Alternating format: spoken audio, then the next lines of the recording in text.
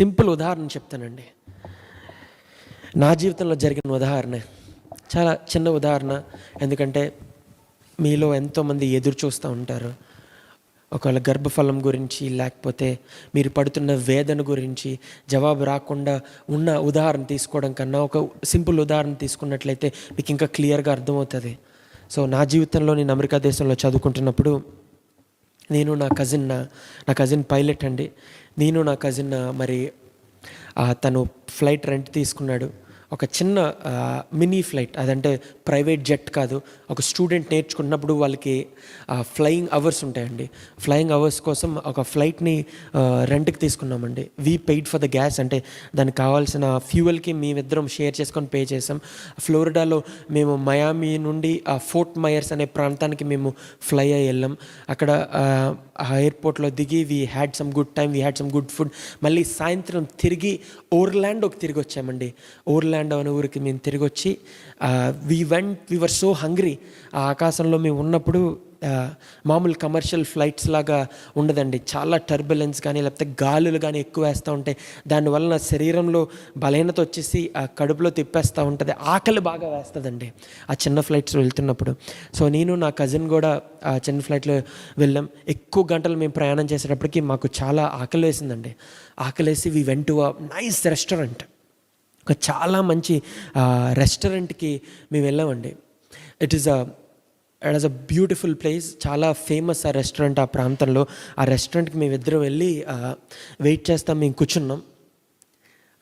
మేము సరిగ్గా వస్త్రాలు వేసుకోలేదు, ఎందుకంటే it is a fine dining restaurant అండి. అందరూ సూట్స్లో మంచి టక్సీడోస్లో వచ్చారు. మేము మాత్రం జస్ట్ ఫ్లైట్లో వెళ్తుంటే కంఫర్టబుల్గా వేసుకోవాలని చెప్పి ట్రాక్ ప్యాంటు మంచి టీషర్ట్ వేసుకొని మేము వెళ్ళిపోయాం ఇద్దరం. మమ్మల్ని అందరూ మేము లోపలికి వెళ్ళగానే విచిత్రంగా మమ్మల్ని చూశారు. అందులోని మేము ఇండియన్స్, వాళ్ళ స్కిన్ టోన్ మా స్కిన్ టోన్ వేరు.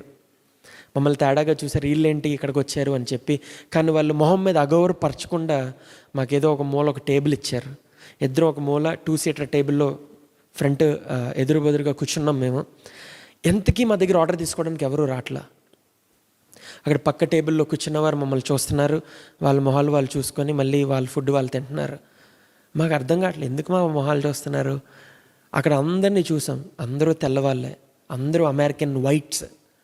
ఇంక మేము అనుకున్నాం ఆబ్వియస్లీ రేసిజం, మనం వాళ్ళకన్నా తక్కువగా మనల్ని చూస్తారు. మన స్కిన్ టోన్ వల్ల, మనం వచ్చిన దేశం వల్ల, మనం అందులోనూ వేసుకున్న వస్త్రాల వల్ల కూడా మనల్ని టాలీ చేసేదో ఈడు తక్కువడరా, ఈడు పేదోడరా, ఈడికి లేకపోయినా ఇక్కడికి వచ్చాడరా అని అనుకుంటారేమో అని మేము ఇన్ఫీరియర్గా ఫీల్ అవుతా మేము చాలా ఆలోచిస్తూ ఉన్నామండి. మొహాలు చూసుకుంటున్నాం, మాట్లాడుకోవట్లేదు, కానీ మా ఇద్దరు భావాలు ఒకటే. వాళ్ళు అమెరికన్స్ మమ్మల్ని చూస్తున్నారు, తెల్లవాళ్ళు మమ్మల్ని చూస్తున్నారు. ఈలోపు ఆర్డర్ తీసుకోవడానికి వచ్చాడండి. మేము ఏదో తెలిసినట్టు మెనూ ఓపెన్ చేసాం. అక్కడ మాకు తెలిసిన డిష్ ఒక్కటి లేదండి. ఏదేదో భాషలో రాసింది, ప్రొనౌన్సియేషన్ కూడా రాట్లా. సమ్ ఆయిస్టర్ సంథింగ్ లేకపోతే లాబ్స్టర్ సంథింగ్ అని ఏదేదో రాసింది డిఫరెంట్ వర్డింగ్స్లో. మా కాలేజ్ స్టూడెంట్స్ మాకేదో పిజ్జా బర్గర్ తెలుసు, లేకపోతే మన ఇండియన్ డిషెస్ తెలుసు, లేకపోతే లజానియా పాస్తా అంటే డిషెస్, యూనిక్ డిషెస్, స్పెగటీ అటువంటి డిషెస్ తెలుసు. కానీ అక్కడుండే ఎక్స్పెన్సివ్ ఎక్స్ట్రావగెంట్ డిషెస్ మాకు అర్థం కాల. మేము ఆయన అడిగాం. ఇది మా ఫస్ట్ టైం అండి, మేము స్టూడెంట్స్ హాలిడేస్కి ఇక్కడికి వచ్చాం. We wanted to have some good time. మేము రోజంతా కష్టపడ్డాం. We travelled. అక్కడ అమెరికన్ సర్వర్స్ మన ఇండియాలా కాదండి. వాళ్ళు చాలా ఫ్రెండ్లీగా మాట్లాడుతూ ఉంటారు. So we can have a conversation with them. మేము ఆయనతో మాట్లాడి మేము ఇలా చెప్తా ఉన్నాం, మేము ఇలా ట్రావెల్ చేసి వచ్చామండి, చాలా ఆకలిగా ఉన్నామంటే, డోంట్ వరీ, మీరు ఆర్డర్ మీరు చెప్పక్కర్లే, I will bring you something good అన్నాడండి. ఓకే అన్నాం. వెయిట్ చేస్తున్నాం. మా తర్వాత వచ్చి టేబుల్లో కూర్చున్నారు, వాళ్ళ దగ్గర ఆర్డర్ తీసుకున్నారు. ఒక 10 నిమిషాలు, పావు గంటలో వాళ్ళ ఆర్డర్ వచ్చింది. మాకు ఆర్డర్ రాలా. మా తర్వాత వచ్చిన వాళ్ళకి ఆర్డర్ వస్తుంది, మాకు ఆర్డర్ రాట్లా.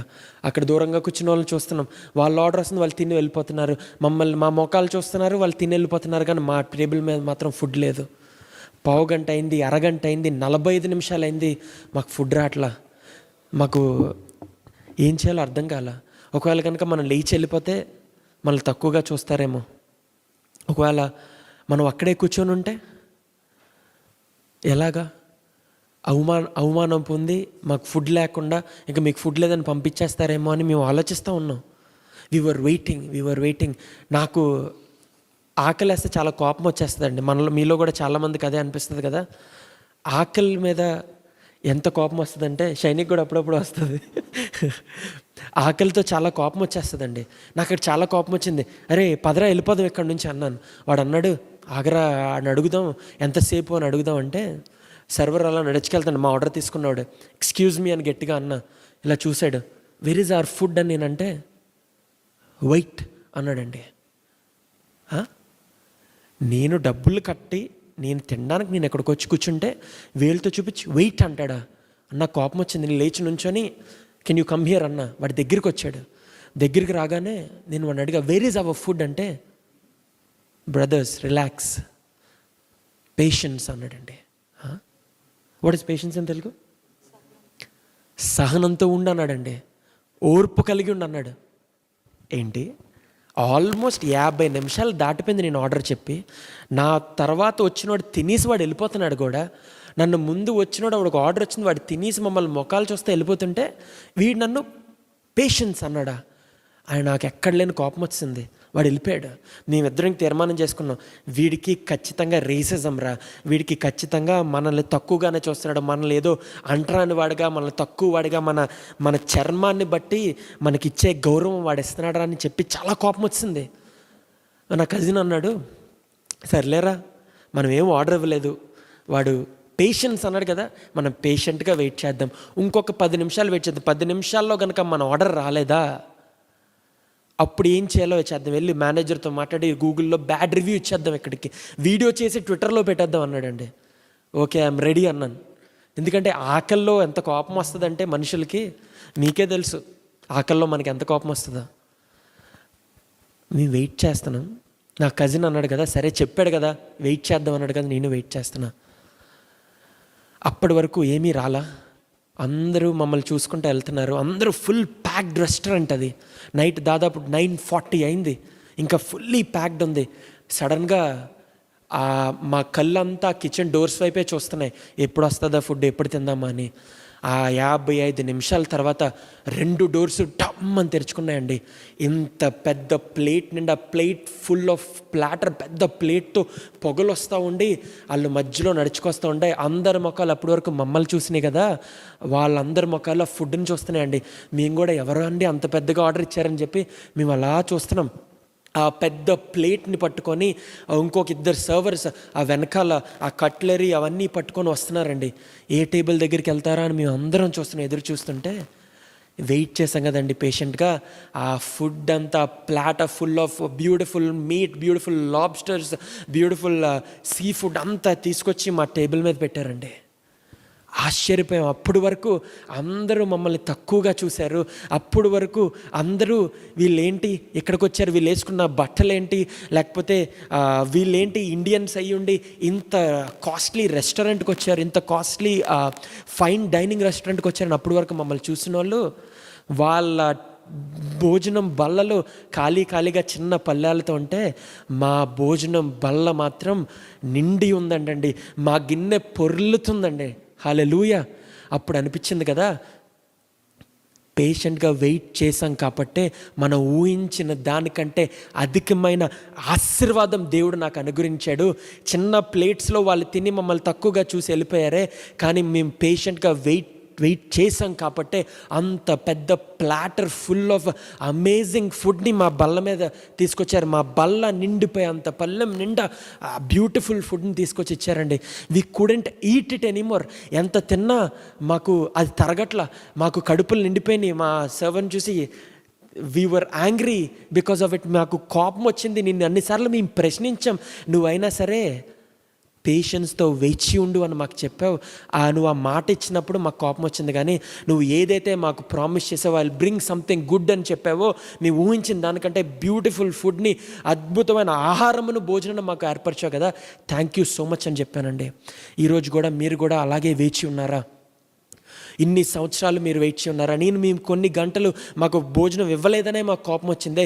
ఇన్ని సంవత్సరాలు మీ ప్రార్థనకి జవాబు రావట్లే, ఇన్ని సంవత్సరాలు మీకు విముక్తి కలగట్లే, ఇన్ని సంవత్సరాలు దేవుడు మీకు వాగ్దానం ఇచ్చినా సరే జవాబు రావట్లేదు, విజయం మీ జీవితంలో రావట్లేదని వెయిట్ చేస్తున్నారా?